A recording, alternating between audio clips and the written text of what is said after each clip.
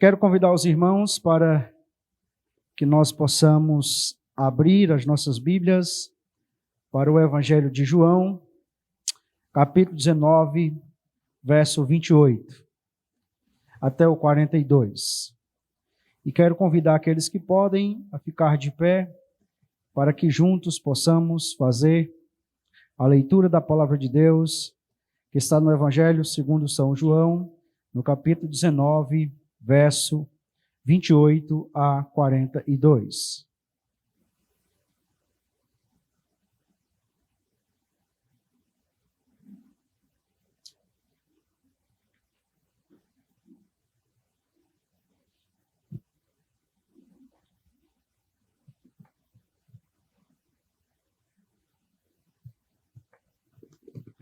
Diz assim a palavra de Deus no verso de número 28.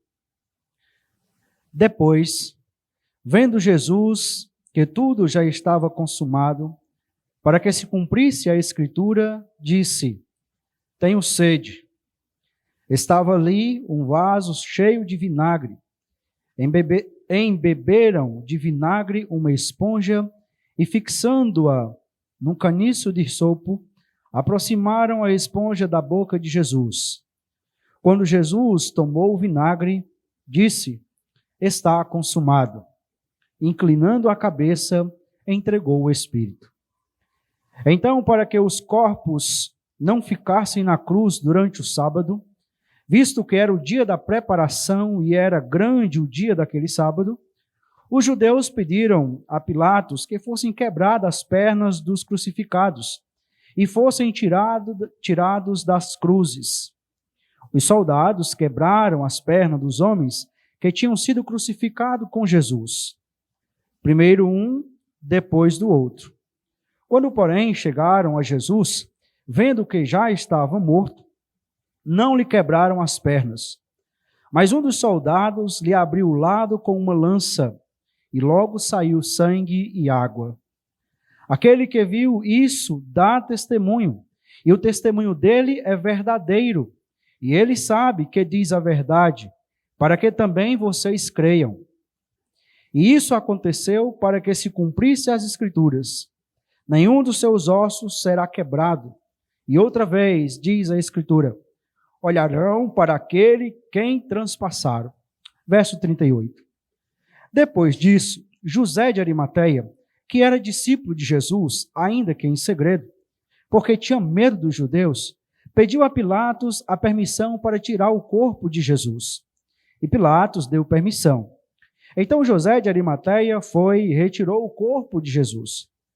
Então, e Nicodemos, aquele que anteriormente tinha ido falar com Jesus à noite, também foi, levando cerca de 35 quilos de um composto de mirra e aloés. Tomaram, pois, o corpo de Jesus e o envolveram em lençóis com os óleos aromáticos, como é costume entre os judeus na preparação para o sepultamento. No lugar onde Jesus foi crucificado, havia um jardim. Neste jardim havia um túmulo novo, no qual ninguém ainda tinha sido colocado. Ali, por causa da pregação dos judeus, e porque o túmulo ficava perto, colocaram o corpo de Jesus. Vamos orar. Senhor Deus, nós queremos te agradecer e te bendizer, porque o Senhor é bom e a tua misericórdia dura para sempre. Nós queremos, ó Deus, pedir que o Senhor abra o nosso entendimento e que mais uma vez, com a tua graça, o Senhor nos abençoe. Nós somos o teu povo, nós somos ovelha do teu pastoreio. Nós precisamos que o Senhor incline os nossos ouvidos para ouvir a tua palavra nesta noite. Então, ó Deus, tem misericórdia de nós. Repreenda Satanás, que com sua astúcia sempre atua para desviar a nossa atenção do que o Senhor está dizendo. E que o Senhor nos ajude a, entendendo a tua palavra, colocá-la em prática em nossas vidas para o louvor da tua glória. Pois é em nome de Jesus que nós oramos ao Senhor. Amém. Podeis assentar, irmãos.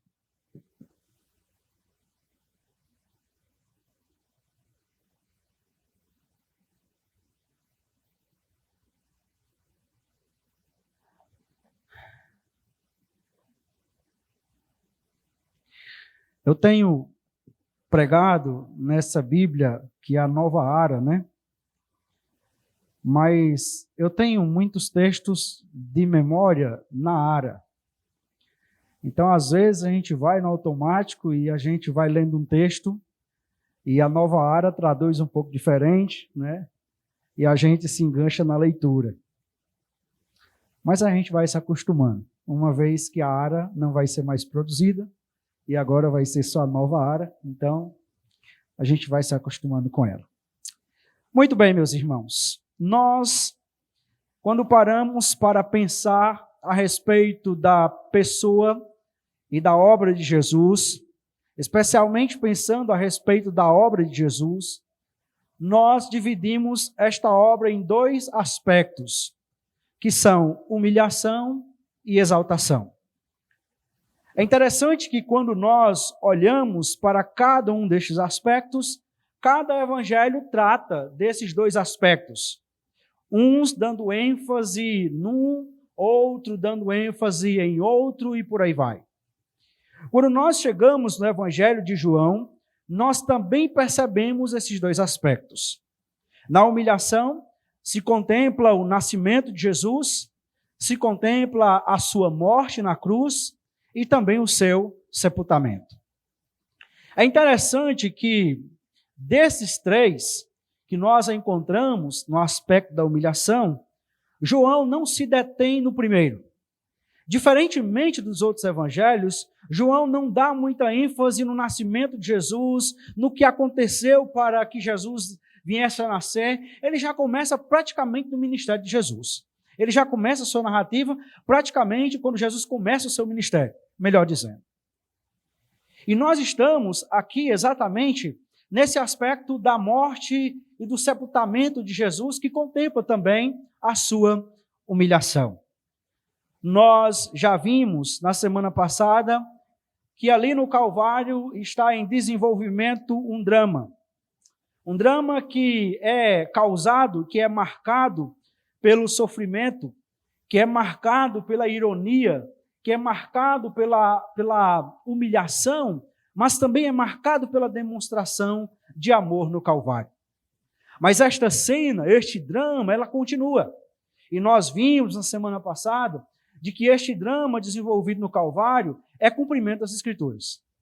E mais uma vez, esta ideia se repete. Isto porque, como eu falei para os irmãos anteriormente, os versos de número 17 até os versos de número 42 formam uma porção só.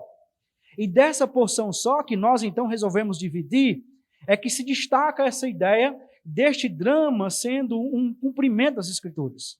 Nós já vimos na semana passada, primeira vez da menção de que isto aconteceu para que se cumprissem as Escrituras, e agora, nesta porção que nós acabamos de ler, encontramos as duas outras ocorrências em que João faz questão de dizer: ora, isso aconteceu para que se cumprisse as Escrituras. Mas este drama, ele continua ainda sendo caracterizado, sendo marcado por outras características, digamos assim, para ser redundante.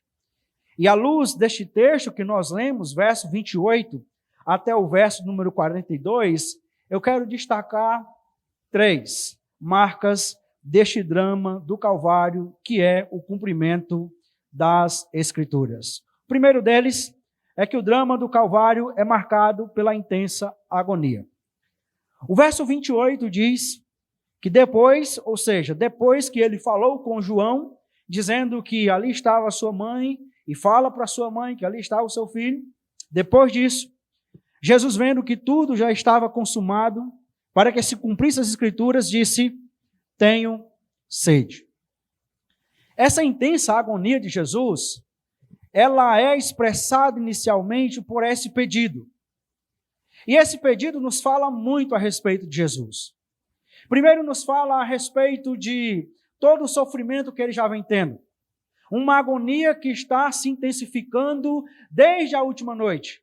Quando no jardim, ali ele orava, enquanto ele orava, os seus poros saem sangue e água. Essa agonia, ela vai se intensificando à medida que o dia vai amanhecendo, sendo humilhado, sendo julgado e condenado sendo condenado sem passar por um julgamento justo. Depois é levado para um julgamento com Pilatos. Depois é ridicularizado por Herodes. Depois é açoitado por Pilatos. Até que então recebe o veredito de ir na cruz. Na cruz, ali tem os seus punhos pregados, tem os seus pés transfixados. E ali, exposto à vergonha e à humilhação, ele então ele caminha para essa agonia que vai se intensificando mais ainda. Mas é interessante notar de que João faz questão de registrar esse pedido de Jesus para demonstrar também de que esse Jesus não é somente Deus, mas que esse Jesus também é homem, que esse Jesus também tem suas necessidades físicas, de que esse Jesus, a esse ponto aqui, ele também tem necessidade de ter a sua sede saciada. Mas é interessante que nós percebemos que essa agonia, ela vai se intensificando mais ainda. Ao pedido de Jesus, diz o verso de número 29, diz que eles pegaram um vaso cheio de vinagre, embeberam de vinagre uma esponja, fixando no caniço de isopo, aproximaram a esponja da boca de Jesus. Então, nós olhamos muitas vezes para a cruz, as imagens que nós temos da cruz, os filmes que nós temos sobre a cruz, geralmente são uma cruz alta. Mas, de fato, a cruz não era tão alta assim. Era uma cruz mais baixa, talvez um pouco mais a sua base, né? Os pés do crucificado ficasse, talvez, da altura desse negócio aqui, dessa coluna aqui. Mais ou menos isso daí, e os seus pés ficariam mais ou menos dessa altura aí do chão. De forma que a cruz não ficava muito alta. Então não seria nenhuma dificuldade para eles pegar essa esponja ali e colocar lá. Mas, antes disso, nós temos algo que nós precisamos considerar. O verso de número 28 diz, para que se cumprisse a escritura, disse, tenho sede. Olha, se você tem na sua Bíblia aí, aquelas marcaçõezinhas de quando tem uma citação do Antigo Testamento, coloca uma letrinha e lá embaixo coloca a referência, né? Então, não sei a sua, mas a minha versão, ela não tem isso. Mas é interessante nós pensarmos de onde é que João está citando isso e está dizendo que é para que se cumprissem as Escrituras. Alguns estudiosos têm lançado várias possibilidades. E eu gostaria de pedir que você marcasse João, mas acompanhasse comigo, me acompanhasse na leitura de algumas passagens no livro dos Salmos, começando pelo Salmo 22, para nós procurarmos entender de onde João está citando essa passagem e por que ele diz que essa passagem é para que se cumprissem as Escrituras. Então, a Salmo 22, verso de número 15, é um salmo que tem a sua probabilidade considerada. Uma vez que anteriormente, na primeira citação no verso 19, João cita exatamente o salmo número 22. E alguns estudiosos entendem que João faz alusão, então, ao verso 15, quando ele diz, secou-me o meu vigor como um caco de barro, e a língua se me pega ao céu da boca. Assim me deitas no pó da morte. Alguns estudiosos entendem que João está se referindo a esse texto aqui. E aí casaria a ideia da agonia, porque secou-se o vigor, e a ideia da língua pegar-se ao paladar, ao céu da boca, é uma língua seca, de secura, não tem não tem saliva, então é sede. Outros estudiosos entendem que João está fazendo alusão a dois salmos. Salmo de número 42, verso 2, e aí você pode ir para lá. E Salmo de número 63, verso 1, vai seguir na mesma ideia. No Salmo 42, verso 2, o texto diz, a minha alma tem sede do Deus vivo. E o Salmo 61 também usa a mesma expressão, quando no verso de número 1, ele diz, Salmo 63, 1. Ó Deus, Tu és o meu Deus, eu te busco ansiosamente, a minha alma tem sede de ti. Embora alguns estudiosos defendam que João esteja fazendo alusão a esse texto, ele é o menos possível. Porque nesse caso aqui, a sede de Jesus lá não era bem uma sede real, mas apontava para um sentido simbólico. Ele está tendo sede, mas ele não está tendo sede de água, ele está tendo sede de Deus. Então eu estou citando esses textos porque se você vai estudar, você vai encontrar pessoas citando esse texto e dizendo, olha, ele está fazendo alusão aí. Eu entendo que João está fazendo alusão a outro texto, e esse está no Salmo de número 69, verso de número 21. Ali, o texto diz assim: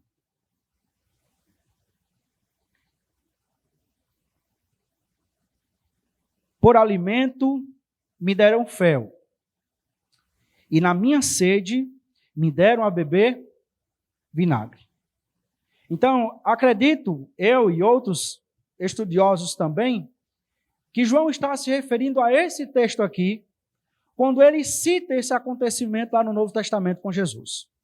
E daqui, então, seria mais provável essa alusão que João está fazendo. O fato é que João não se preocupa, e nem os outros evangelistas se preocupam, de dizer de onde é que eles estão tirando as suas citações. E essa é uma matéria que dá briga de cachorro grande. Porque muitas vezes, como nós veremos daqui a pouco, a citação ela é apenas de uma parte de um versículo de um texto. Então você tem um versículo, o autor pega uma parte de lá, ele cita, e isso aconteceu para que se cumprisse isso daqui. Lógico, nós sabemos, inspirado pelo Espírito Santo, ele está fazendo isso, então é isso mesmo. E nós acompanhamos o que ele está dizendo. Mas nesse caso de João aqui, parece-me que ele não dá muita pista em relação a isso, e nós fiquemos com o Salmo, então, 69, verso 21.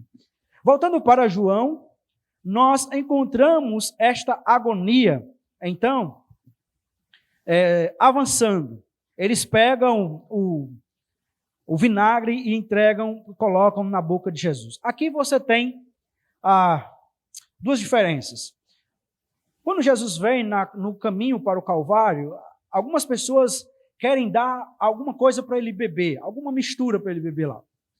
E aquelas mulheres queriam dar aquela mistura para amenizar a dor. Era comum que para o crucificado, que ia sofrer bastante, fosse dado alguma mistura, para que ele pudesse amenizar a dor que ele ia ter que sofrer dali por diante. Lá Jesus não quer tomar, e aqui Jesus pede água e eles dão então vinagre. Vinagre era um tipo de vinho amargo, mais ou menos alguma coisa assim, que os soldados bebiam. Então eles estavam ali chapados, né, na crucificação, se divertindo na crucificação. Eles pegam esse vinagre amargo e entregam, então dão para Jesus. É depois disso que o texto diz que esta agonia, então que vai avançando, ela termina em triunfo. E acredito que o ponto desse texto é nos levar para esse ponto aqui, para esse momento aqui. Quando, verso 30, Jesus tomou o vinagre e disse, está consumado. E inclinando a cabeça, entregou o Espírito. Muito interessante porque aqui nós temos as ironias desta cena. Nós temos um homem que é humilhado, mas que acaba de dar o seu brado de triunfo. Nós temos um homem que está sendo derrotado pela morte, mas é exatamente esta morte que vai possibilitar ele ressuscitar e vencer a morte de uma vez por todas. O texto diz então que Jesus diz está consumado. Esta é uma palavra riquíssima que nós encontramos no Novo Testamento. A nossa tradução, ela utiliza duas palavras, mas na verdade só era uma palavra. E essa palavra, ela era usada em três contextos diferentes que casam muito bem com esse momento aqui. Ela era usada, por exemplo, para uma missão cumprida. Quando o pai dava uma missão para o seu filho, então o seu filho ia lá, cumpria a missão, e ele chegava e ele dizia: papai, está consumado. Eu cumpri a sua missão. É interessante porque o que está acontecendo aqui é exatamente Jesus dizendo: a missão que o Senhor me deu, a missão que o meu pai me deu, a qual eu fui enviado para cumprir, está sendo cumprida, está sendo terminada. Mas também era utilizada para se referir a uma dívida paga. Então, uma pessoa estava devendo alguma coisa lá, algum crédito lá no banco da época, então ele pagava a sua dívida e ele chegava e diz: olha, a minha dívida está consumada. Interessante que na cruz, Jesus expiou. Na cruz, Jesus pagou o preço do pecado daqueles que seriam salvos. De modo que quando Jesus diz está consumado a missão que o Pai o enviou para fazer, e nesta missão está envolvido o pagamento do preço, está envolvido o pagamento da ofensa que os nossos pecados fizeram então a Deus. Mas esta palavra também é utilizada para descrever a posse permanente de um bem. A pessoa ia lá, comprava uma casa, pagava, e ela chegava para o dono da casa e dizia: está consumado. É interessante, porque na cruz, Jesus adquiriu, por direito de resgate, pessoas de toda tribo, de toda língua e de toda nação. Agora, como diz o apóstolo Pedro, nós somos propriedade exclusiva daquele que nos tirou das trevas, do império das trevas, e nos transportou para a sua maravilhosa luz, como diz o apóstolo Paulo também. É interessante nós notarmos, irmãos, que embora à primeira vista esse brado de Jesus pareça ser um brado de derrota, mas no final é um brado de vitória. É exatamente nesse brado que a glória de Jesus fica mais manifestada.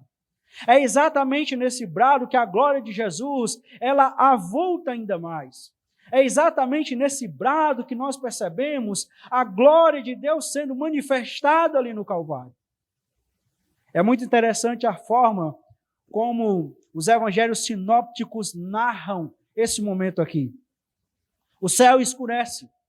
E então vem efeito, até toda a criação geme por causa da morte do unigênito do Pai. O véu do templo rasga-se de alto a baixo. E nós temos ali uma série de eventos, os túmulos são abertos, e pessoas e mortos ressuscitam.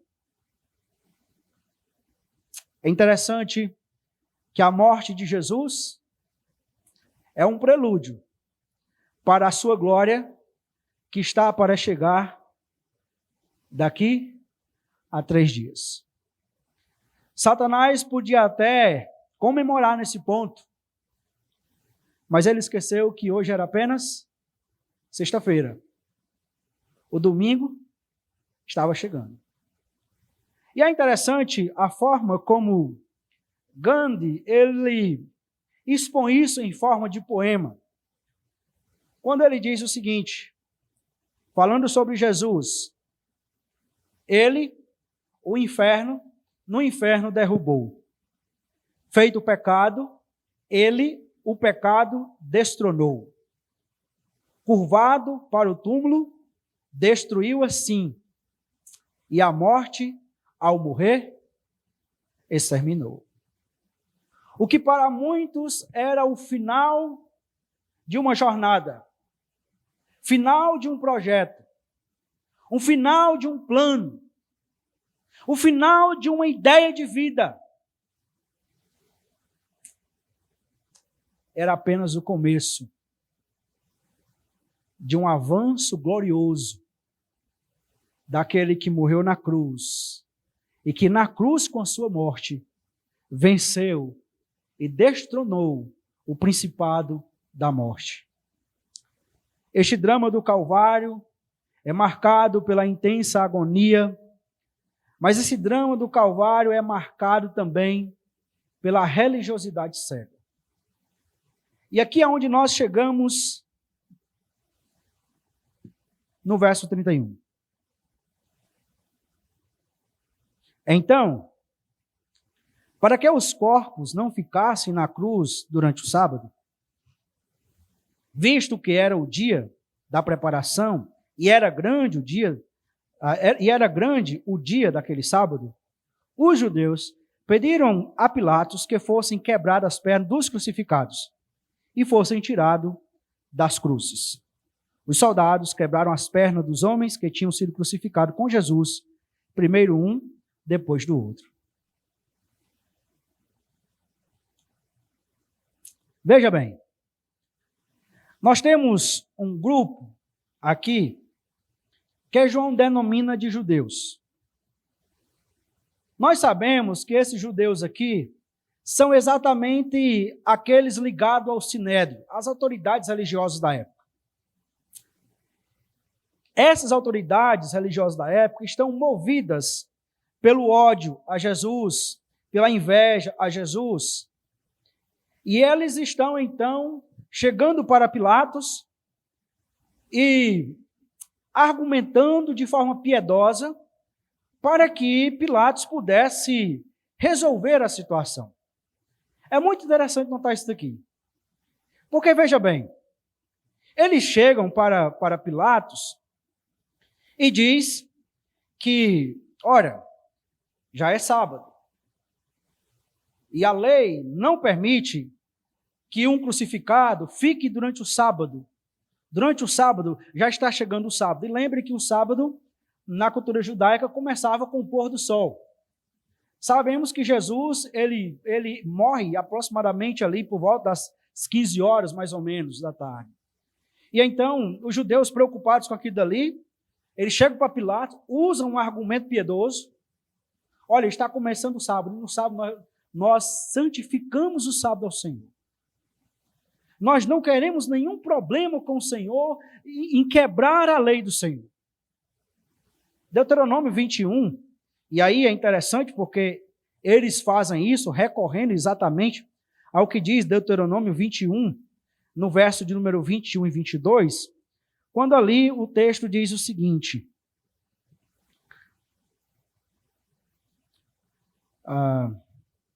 Deuteronômio 21 e 22.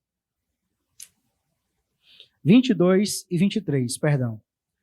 Se alguém tiver cometido um pecado que é passível de pena de morte e tiver sido morto, e vocês o pendurarem no madeiro, lembra que pendurar no madeiro aqui não é uma referência direta à crucificação, mas poderia ser a pessoa foi enforcado e foi pendurado lá no madeiro.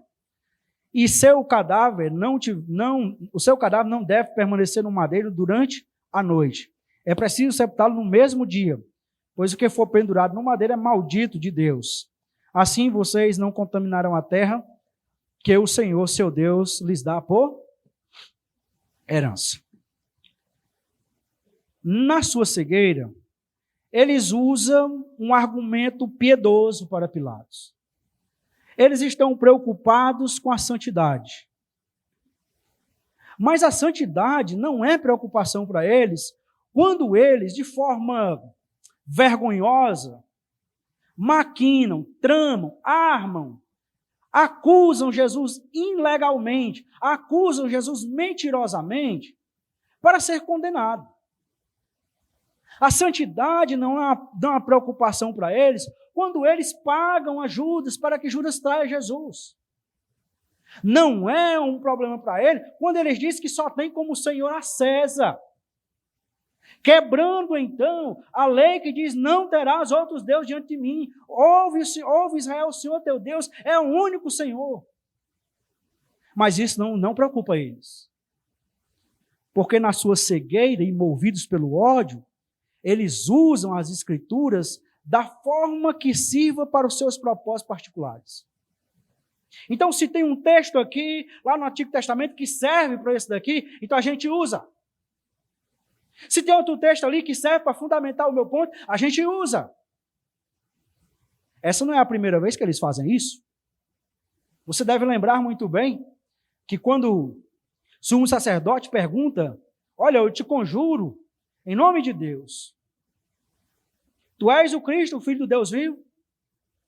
E Jesus então diz que, olha, vocês vereis o Filho do Homem sentado à direita do trono de Deus. Então o que é que eles fazem? Eles rasgam as suas vestes, na ideia de acusar blasfêmia, usando novamente o Antigo Testamento para os seus próprios propósitos.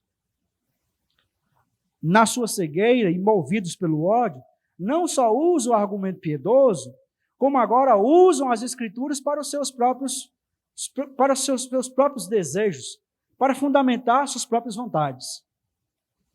Mas é interessante, irmãos, que na sua cegueira e movidos pelo ódio, eles são cruéis. Você tem um crucificado. E aí, como nós vimos na semana passada, ser crucificado já era terrível. Então você já estava sofrendo ali coisas terríveis ali. Aí eles chegam para Pilatos e pedem para que fosse quebrada as pernas do crucificado. Então você tem, como é aquele nome daquele negócio de quebrar pedra, irmão do mar? Marreta. Tinha aqueles marretas ali, e aí essas marretas, olha,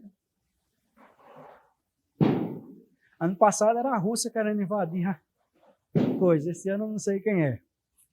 Mas veja bem, você tem essas marretas aí, e aí o soldado chegava, e ele quebrava exatamente na altura dos joelhos do crucificado. E aí você tem duas coisas aqui que é muito complicado. A primeira delas é a dor. Então você imagine uma pessoa chegando para você, pegando as tuas pernas assim, juntando elas com a marreta, e alguém chegando e dando a pancada para quebrar ali, sem anestesia, sem nada. Mas para além da dor, havia uma outra consequência que era muito difícil. À medida que você quebrava as pernas do crucificado, ele perdia a capacidade de se apoiar nas suas pernas. Lembra que para ele poder respirar, ele precisava se apoiar aqui nos seus braços e se apoiar aqui nas suas pernas. À medida que ele quebrava as pernas do crucificado, ele perdia a capacidade de apoiar, então, para respirar. E o que acontecia era que esse crucificado morria por asfixia. Morria sem ar. Então, note que não tem nenhuma misericórdia aqui. Não tem nenhuma compaixão aqui. Mas tem uma falsa piedade aqui. Tem uma religiosidade que é cega aqui. Pessoas que estão preocupadas com a santidade, preocupadas com a guarda do sábado, mas não estão preocupadas em ser cruéis. Porque o Antigo Testamento diz que não pode ficar durante a noite lá. Mas não diz que tem que quebrar, tem que maltratar ainda mais o crucificado. Mas, meus irmãos, é assim. Ele já não tem demonstrado qualquer misericórdia com Jesus, porque estão cegos pela sua religiosidade, cegos pelo seu ódio contra Jesus. Agora eles não têm qualquer tipo de misericórdia ou de compaixão para os outros condenados, que não era o alvo deles, e o alvo deles era Jesus, mas eles queriam impor esse sofrimento a mais ainda para Jesus. Mas o que é interessante, meus irmãos, é que o texto diz que os soldados vão lá, quebram as pernas de um depois de outro. Ele chega para Jesus, vê que Jesus estava morto, não lhe quebraram as pernas. Mas um dos soldados lhe abriu o lado com uma lança e logo saiu sangue e água. Aqui você tem soldado perfurando o lado de Jesus. E muito tem se procurado entender qual é a razão pela qual sai de Jesus este sangue e água.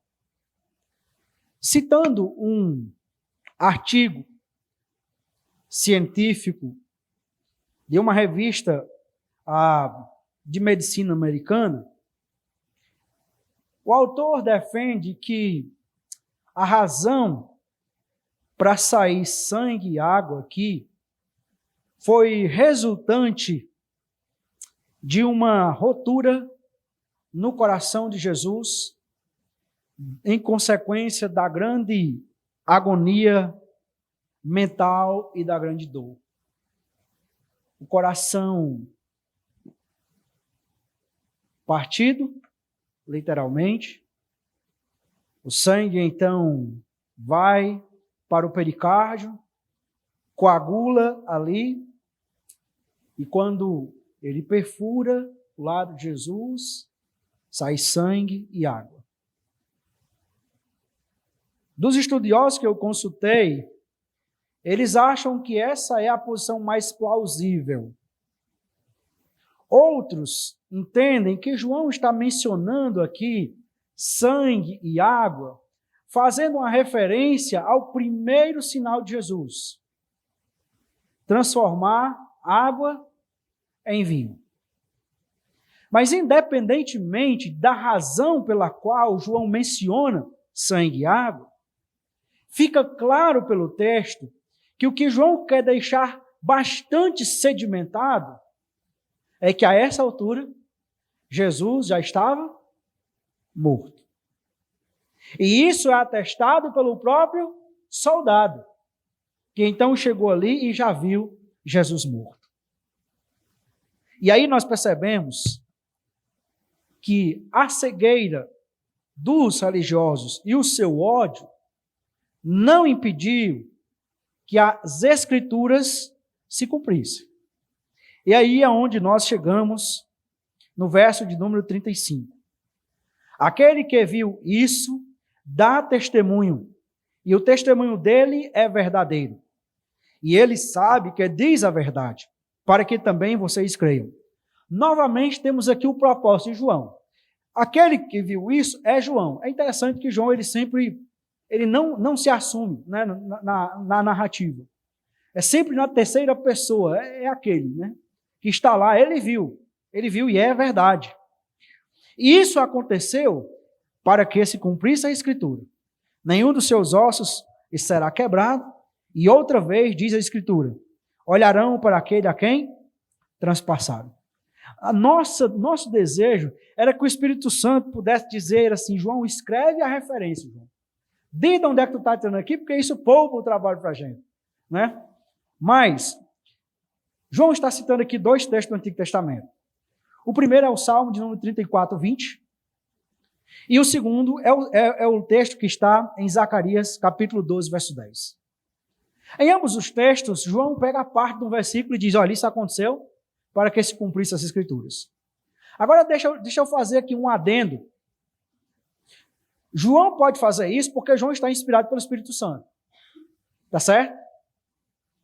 Então ele pode pegar uma palavra lá do Antigo Testamento, citar aqui e dizer assim: olha, essa palavra aqui aconteceu para que se cumprisse as Escrituras. Nós não somos inspirados pelo Espírito Santo hoje. Então nós não podemos sair fazendo coxa de retalho, pegando pedaço de texto aqui, pegando pedaço de texto aqui, pegando pedaço de texto ali, para no final das contas dizer: olha, isso daqui está acontecendo para que se cumprisse as Escrituras. Então, observe que tudo isso aconteceu para que se cumprisse as Escrituras. Novamente nós voltamos para o ponto central do trajeto aqui que nós encontramos no Calvário. Tem um plano que está em andamento. E esse plano, ele não é impedido pela religiosidade cega. Ele não é impedido pela hipocrisia daqueles que estão ali brigando para que as suas ideias sejam aclamadas e aprovadas. Ele não é impedido por isso. O plano de Deus está seguindo exatamente como ele planejou. E o alvo de João é nos dizer, olha, sabe isso daqui? Isso daqui não estava fora do plano de Deus. Isso daqui também está dentro do plano dele. Está acontecendo para que se cumprisse as Escrituras. O drama do Calvário, que é marcado pela intensa agonia e pela religiosidade cega, é marcado também pela coragem de se identificar com Jesus. Verso 38 até o verso 42.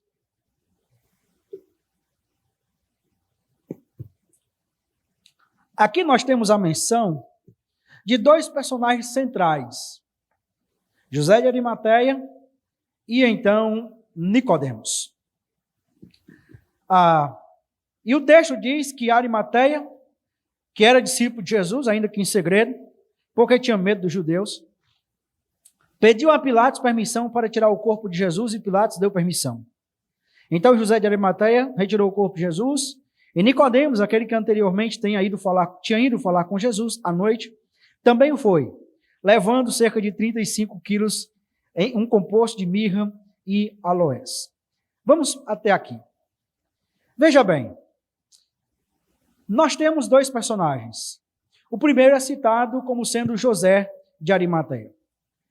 De acordo com Mateus, capítulo de número 27, verso 57, José de Arimateia era um homem membro do Sinédrio, era um homem rico, influente por consequência disso, é membro do Sinédrio e rico. E de acordo com Lucas 23, 51, José de Arimateia era um homem muito devoto.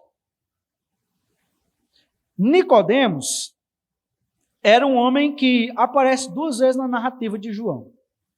A primeira é em João capítulo 3.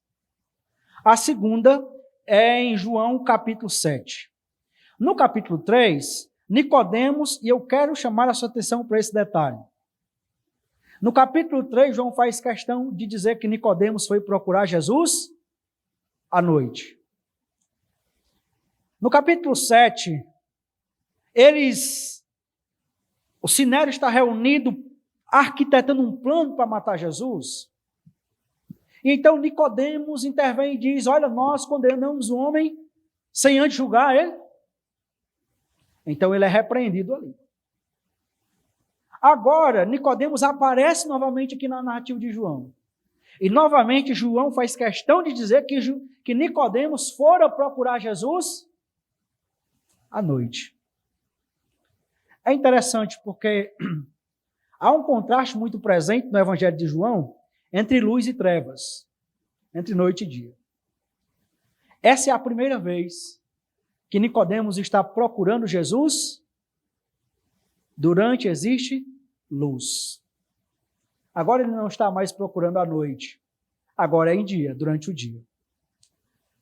Mas eu quero chamar sua atenção para o fato de que esta coragem, ela é demonstrada voluntariamente.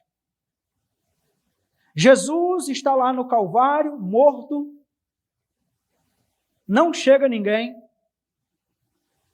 nem Maria, sua mãe, nem João, seu discípulo amado, para reivindicar o corpo de Jesus. A razão é simples. Eles não teriam influência suficiente para isso. Mas Nicodemos, aliás, José de Arimateia, homem influente, acessa ao governador Pôncio Pilatos, vai lá e pede e é atendido. Chama atenção a nós, isso não é só o fato dele chegar lá e pedir, mas ele pedir e ser atendido imediatamente. Nicodemos, então, se organiza e vai lá para fazer o tratamento do corpo de Jesus. E leva, segundo o texto aqui, 35 quilos de um composto de mirra e aloés.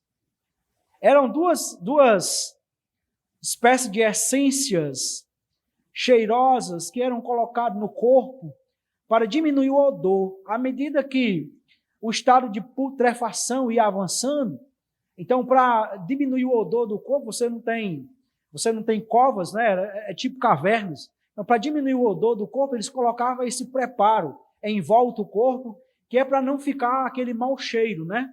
Nas proximidades. Os dois fazem isso voluntariamente. É uma coragem demonstrada tardiamente.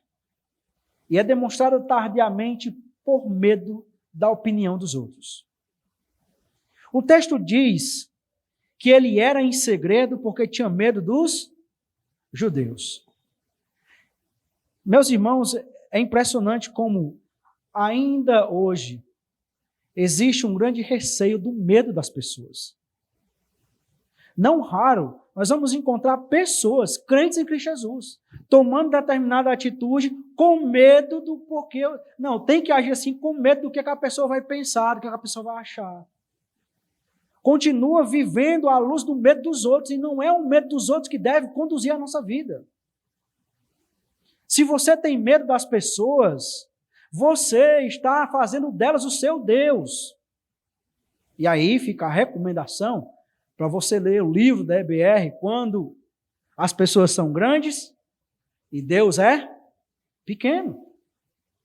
Porque muitas vezes, por medo das pessoas, nós apequenamos Deus e o que Ele diz. Nós apequenamos e abrimos mão da sua palavra, o que ela diz. Porque o que importa não é o que Deus acha, se eu agradar as pessoas.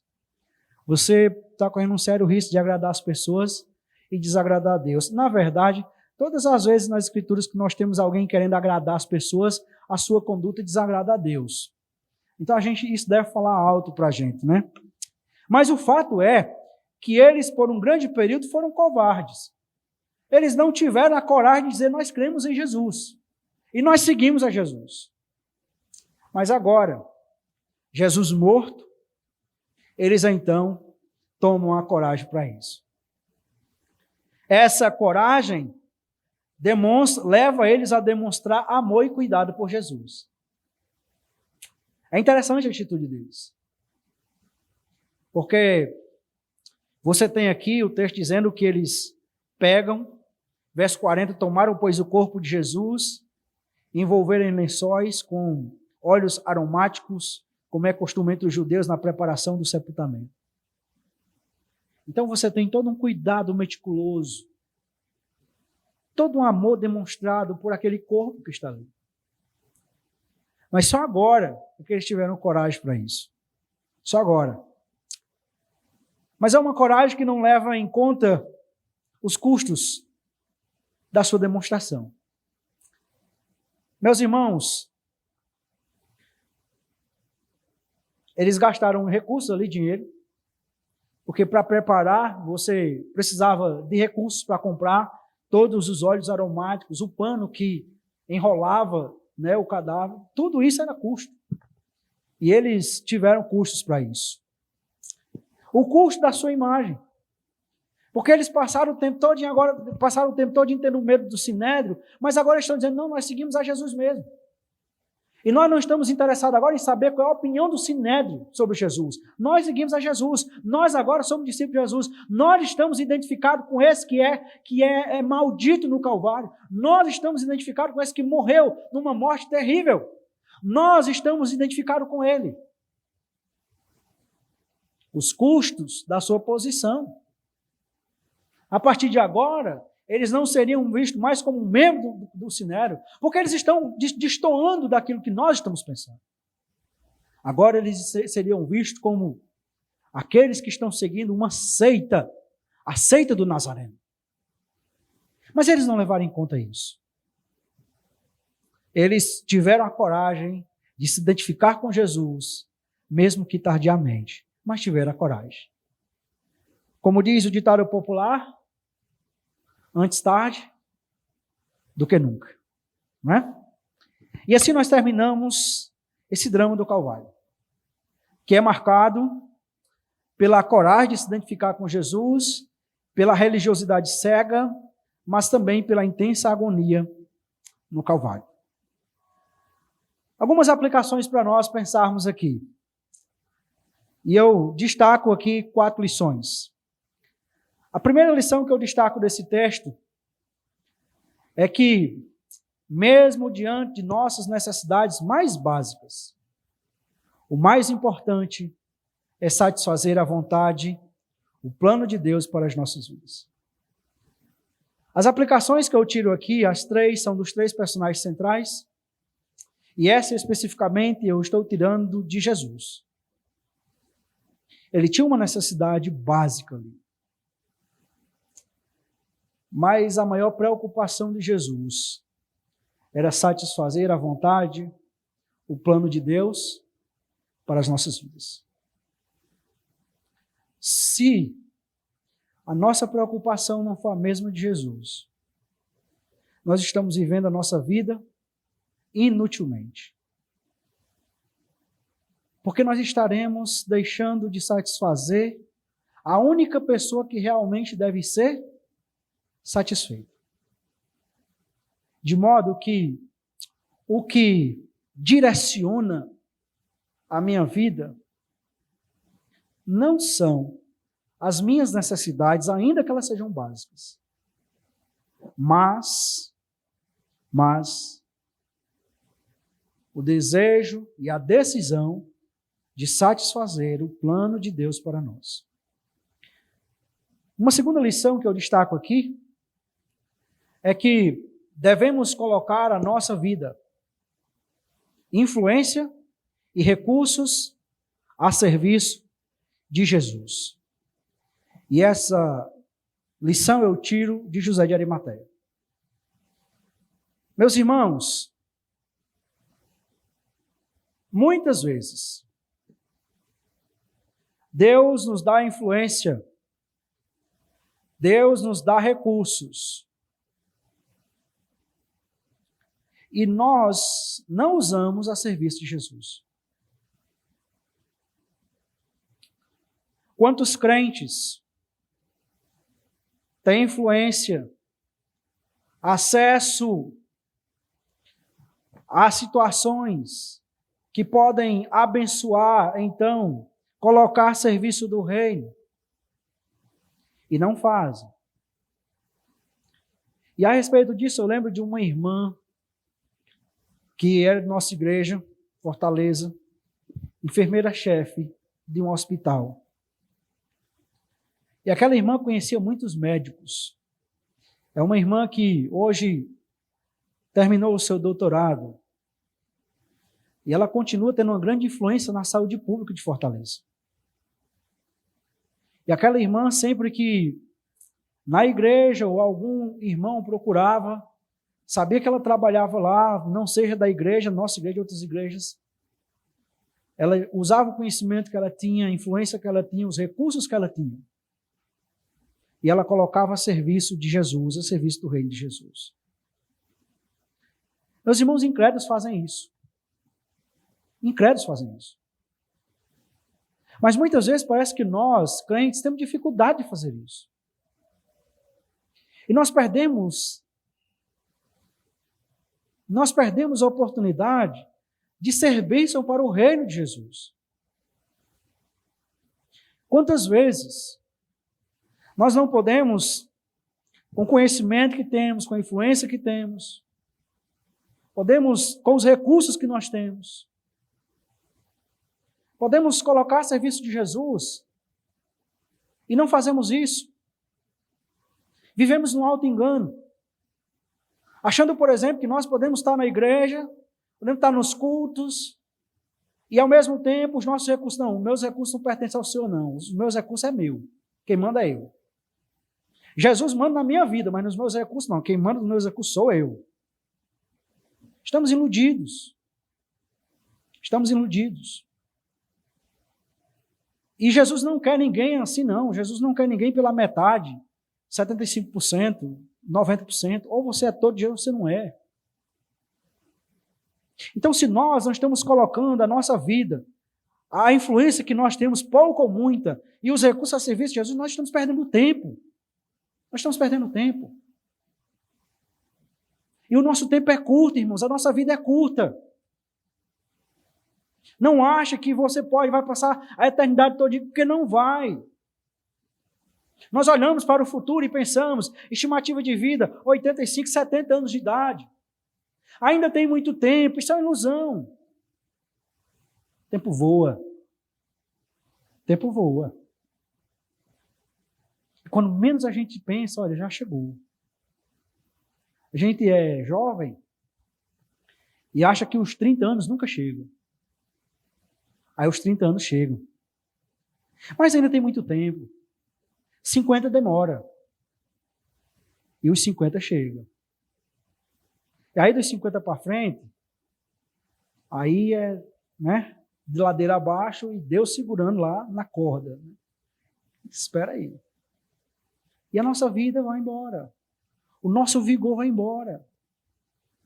É para isso que Salomão chama a nossa atenção. Olha, lembre do seu Criador no dia da mocidade, porque vai haver dias em que você não vai ter neles contentamento. Haverão dias em que você não terá uma vida ativa, você não terá recursos para investir no reino de Deus, não haverá. Haverá dias que você não terá mais condições de colocar sua vida para que seja usado como instrumento poderoso de Deus, nas mãos de Deus. E se você se recusa a fazer isso agora, você está perdendo tempo. E vai chegar um dia em que você vai perceber que não tem mais tempo. E o arrependimento vai bater. De você parar e dizer, rapaz, eu perdi muito tempo na minha vida. Perdi muito tempo na minha vida. Uma terceira aplicação, uma terceira lição, eu tiro então de Nicodemos. Aprendemos que, embora tenhamos posição elevada, precisamos ser servos. Quem era Nicodemos? Nicodemos era do Sinédrio. Era uma autoridade religiosa da época. E agora nós estamos vendo este homem, autoridade religiosa,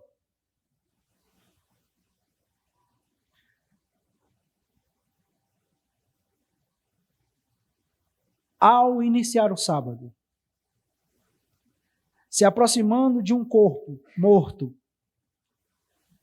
tornando-se, por consequência, impuro, imundo, de acordo com as Escrituras.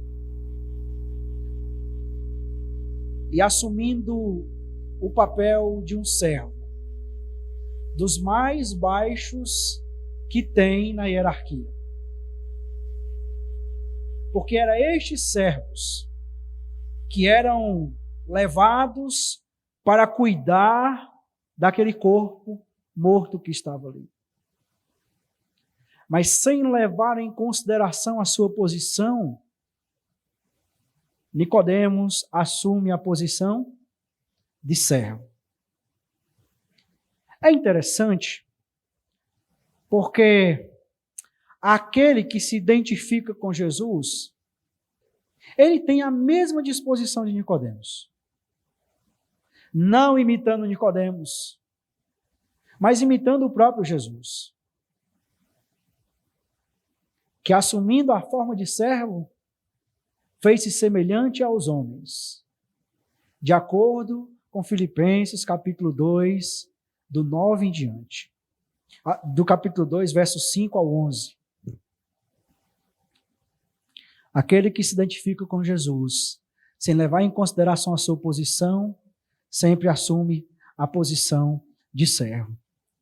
Uma última aplicação, ou lição. Aprendemos que é preciso coragem para se identificar com Jesus. Homens de coragem, mulheres de coragem se identificam com Jesus. E esse é um aspecto de veras necessário para qualquer um que quer ir para a eternidade com Jesus. Preciso coragem. Os irmãos devem lembrar que, de acordo com o próprio João em Apocalipse, os covardes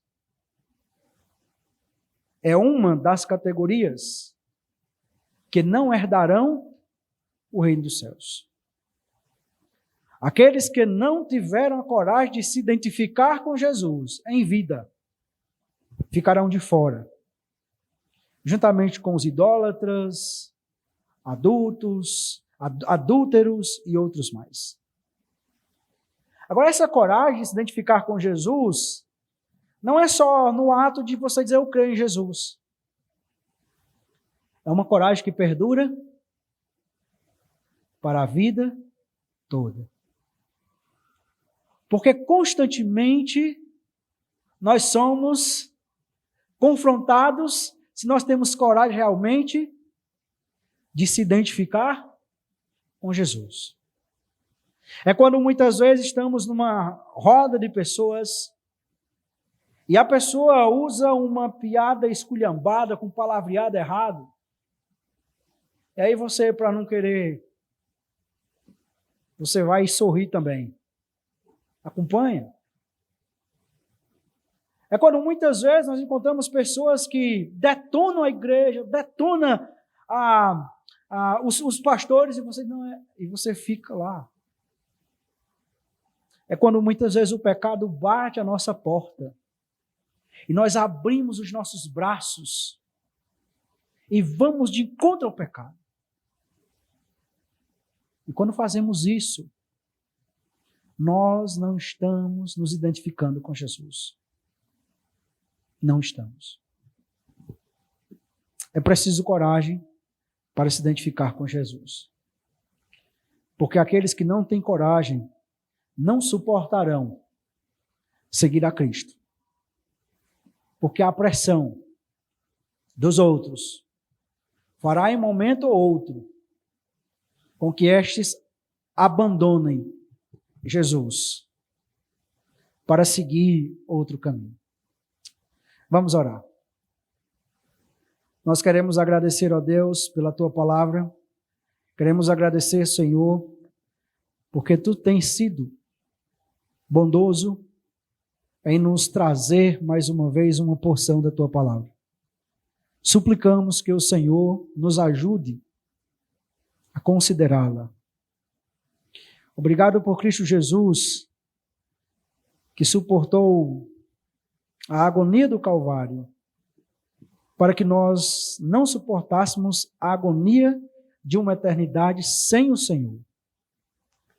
Suplicamos que o Senhor nos abençoe e nos guarde, que o Senhor volte o teu rosto de misericórdia para nós e que o Senhor nos conceda a tua paz. E que a graça de nosso Senhor e Salvador Jesus Cristo, o teu amor, que excede os nossos pecados, e a comunhão do teu Espírito Santo seja sobre o teu povo, até o dia em que o Senhor voltará para nos buscar, para que ali possamos estar sempre com Jesus. É em nome dele que nós oramos. Amém. Após uma oração e o pós-lúdio, está encerrado esse culto. Uma boa noite, uma boa semana e que Deus os abençoe.